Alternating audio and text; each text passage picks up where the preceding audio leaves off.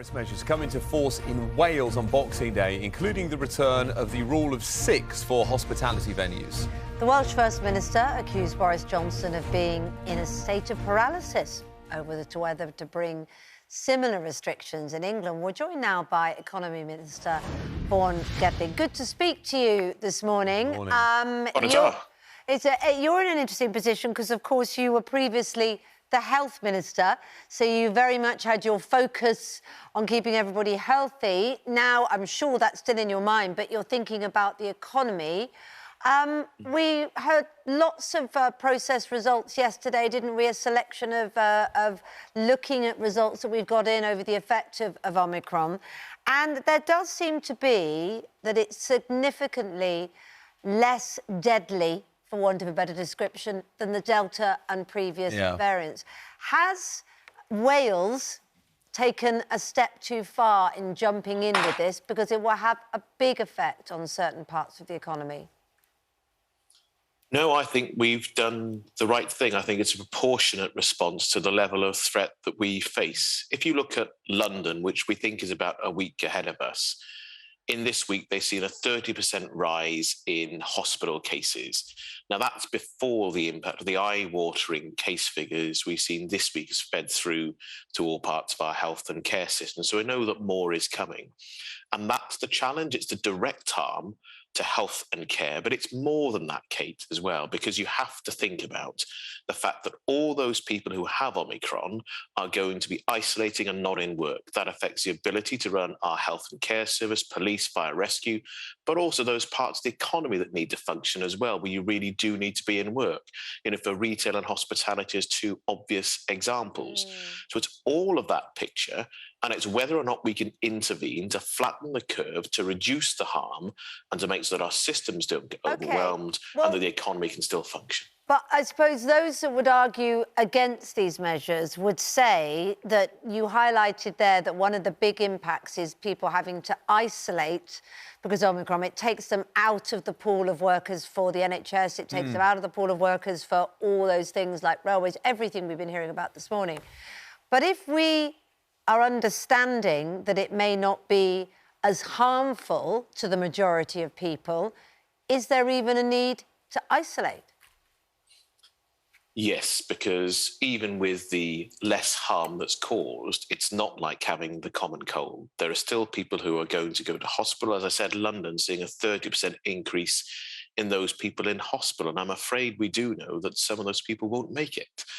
So this is a significant and serious disease still, even if Omicron is proven to be significantly milder.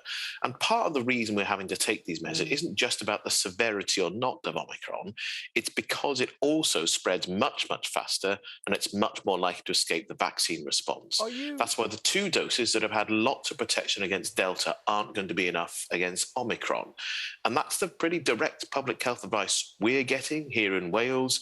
And you'll have heard from Chris Whitty, the advice he's giving as well, that the weight of numbers could still see such a large impact directly in health and care, as well as in the wider impact of service provision and the economy. So acting now prevents much greater harm later. But are you not worried, Vaughan, when you look at the news today? Let me just read the first couple of paragraphs on the front of the Times this morning, which says the Omicron variant is less likely to cause severe disease than Delta.